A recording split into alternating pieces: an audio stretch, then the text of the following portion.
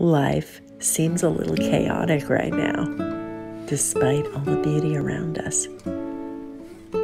No matter where you live on the planet, no matter what kind of environment you find yourself in, you may have heard of Mother Teresa of Calcutta.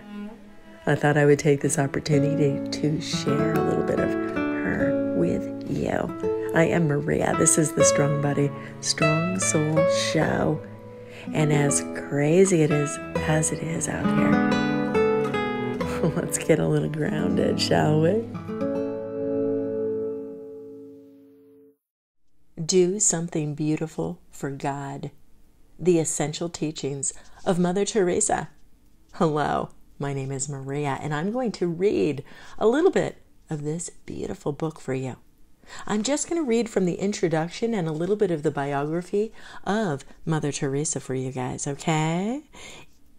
It has been 20 years since Mother Teresa died. She died humbly while the whole world was looking the other way. The world was obsessed with the death and funeral of Princess Diana, and Mother Teresa took that opportunity to slip from this world into the arms of her loving God. Mother Teresa captured the imagination of the whole world, just as the first Christians did, by radically embracing the gospel message of Jesus. People from every corner of the world were intrigued with her life and her work. Men, women, and children were fascinated with this Catholic nun in Calcutta. Such is the elusive power of holiness. She is truly a modern example of how universally attractive holiness is. Who loved Mother Teresa? Just Catholics? No. Just Christians? No. Mother Teresa was beloved by men and women of all faiths, and men and women of no faith. Why? Because there is simply nothing more attractive than holiness. Holiness itself is irresistible. Here are just some of the things other people have said about the Saint of Calcutta. Mother Teresa marked the history of our century with courage. She served all human beings by promoting their dignity and respect, and made those who had been defeated by life feel the tenderness of God. That was Pope John Paul II. When she walked into the room to greet me, I felt that I was indeed meeting a saint. That was the Reverend Billy Graham. Mother Teresa is the United Nations. She is peace in the world. That was Javier Perez du Calar, former UN Secretary General. Mother Teresa personified a boldness of spirit and purity of soul revered by the entire world. She served as a model of holiness, virtue, and humility. That was Ronald and Nancy Reagan, 40th President of the United States and First Lady. A loss to the entire humanity. She will be deeply missed in our efforts to build international peace and a just, caring, and equitable world order. That was Nelson Mandela, former president of South Africa. Our world has lost the most celebrated saint of our times. This courageous woman gave hope to millions and showed us the power of caring and human kindness. That was Coretta Scott King, civil rights leader and widow of Martin Luther King Jr. This evening, there is less love, less compassion, less light in the world. She leaves us a strong message, which has no borders, and which goes beyond faith, helping, listening, solidarity. That was Jacques Chirac, French president.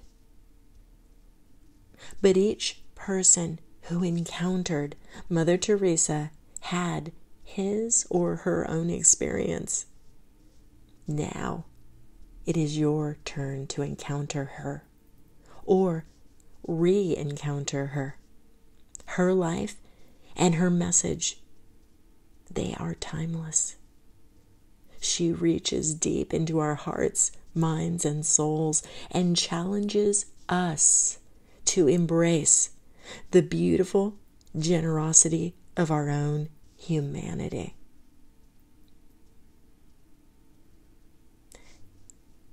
You guys, that was the introduction to this book. I'm going to read the biography in just a moment, but I want to go back to what the French president Jacques Chirac said. He said, "This evening there is less love, less compassion, less light in the world." I personally, this is Maria speaking now, don't believe that. I believe that her energy and light transcends her life here in human form. I don't think there's less of anything. I think it's here. I think we all have access to it, and it is our responsibility to bring that out in whatever way we can. Your love and light matter. I'm going to move on to the biography now. Biography. She captured the imagination of the whole world. Mother Teresa was born Agnes Bohacsou in Serbia on August 26, 1910. Agnes grew up in Albania, surrounded by wealth and prosperity. Despite their wealth, her parents were models of virtue. They loved each other deeply, and that love overflowed to Agnes and her sister. At the age of 18, Agnes left home to join an Irish order of nuns. Later that year, in December 1928, she set sail for India to begin her work as a novice for the Loreto order. Now, Sister Teresa, she spent most of the next 20 years teaching. In 1937, she made her permanent vows of poverty, chastity, and obedience, and, as was customary, adopted the title of Mother.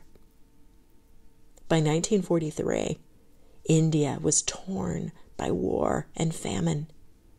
Mahatma Gandhi's great success in freeing India from British rule had become tainted by civil war between Muslims and Hindus living in India. More people than ever descended upon Calcutta. It finally became necessary for the Loreto convent to move the children and the school outside the city. At this time, many nuns and whole orders decided to leave India and close their schools, but Mother Teresa stayed and worked tirelessly. As others left, she taught more and more classes, eventually teaching 2 subjects to 8 grades. She was happy in her work and well-liked. By the mid-1940s, her mere presence already had a power that had been born through hours of prayer and reflection. Soon, Mother Teresa was appointed head mistress, and she wrote to her mother, "This is a new life. Our center here is very fine. I am a teacher, and I love the work. I am also head of the whole school, and everybody wishes me well." Her mother's reply was a stern reminder of her original intentions for going to India. "Dear child, do not forget that you went to India for the sake of the poor." Kipling described Calcutta as the city of a dreadful night. Mother Teresa was in the capital of poverty, a poverty that most people never even witness firsthand, let alone personally experience. Have you been there? Have you seen it on television? Can you picture it? This was the world that surrounded the school, and this was the world that was crying out for help. In 1946, Mother Teresa became very ill herself and was ordered by doctors to have bed rest for 3 hours every afternoon. It was very hard for her to rest and not do her work. But this period of time, this period of enforced rest, culminated in the directive to go away on a retreat for a month. The intention was that in the interests of her health, she should undergo a period of spiritual renewal and a physical break from the work. On September 10th, 1946, she boarded a train for Darjeeling, where she was to retreat. Aboard that train, Mother Teresa had a supernatural experience that changed the direction of her life forever. She referred to it as the call within the call. Many years earlier, she had been called to religious life, the call. Now she was being called to something more, the call within the call. The retreat provided the perfect period of silence, solitude, and prayer to follow the experience God had given her on the train. The next couple of years were filled with dialogue between her spiritual director, the bishop, and Rome. By 1950, at age 40, Mother Teresa had left the school and the Loreto order, founded the Sisters of Charity, and was living among the poorest of the poor in Calcutta. At this time, she began a new life, dreamt a new dream. She stepped into the classroom of silence, sat down with her God, and said, "How can I help?"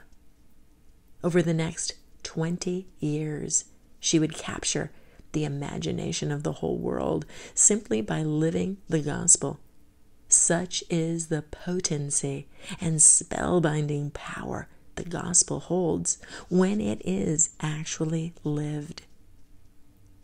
When was the last time you stepped into the classroom of silence, sat down with your God, and asked, "How can I help?" Over the next 5 decades, Mother Teresa emerged as an icon of modern holiness, capturing the imaginations and intriguing the hearts and minds of people from every nation on earth. Dedicated to a life of simplicity, she gave herself to society's most marginalized victims. Her love for people was tangible. You could see it. You could feel it. You could reach out and touch it. It was real and living. It wasn't a sermon or a speech. Each moment she looked only for the next opportunity to love. For her, every individual mattered. "I believe," she once said, "in person-to-person contact. Every person is Christ for me. And since there is only one Jesus, the person I am meeting is the one person in the world at that moment."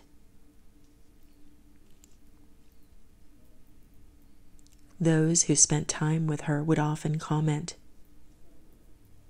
"For the moment you were with her, there was only you and her. She wasn't looking over your shoulder to see what was happening around you. You had her full attention. It was as if nothing else existed to her except you." Contrasted against the unbridled materialism of the modern world, Mother Teresa had an attraction that seemed impossible to explain. The contrast between the spirit of the world and the spirit of this woman was breathtaking. Years before, the people of India had traveled hundreds of miles, often on foot, to catch a glimpse of Gandhi. Hindus believe that simply to be in the presence of a holy person brings with it a great blessing. Now they sought the company, the mere presence, even just a glimpse of Mother Teresa, a Catholic nun. Like a magnetic field, she attracted the rich and the poor, the weak and the powerful, irrespective of race or creed. In time, Mother Teresa was awarded the Nobel Peace Prize, the United States Medal of Freedom, and the United Nations Albert Schweitzer Prize. Considered by many to be a living saint, she didn't allow all the attention to distract her and remained a soul wholly dedicated to a life of service. Mother Teresa's story is remarkable and so inspiring. This is Maria speaking again. I will read more for you another time. I so appreciate you for being here. I love you. And I hope that you can feel the love of Mother Teresa through my voice and my energy as I live and breathe on this world. God bless you and keep you safe. Thank you for being here.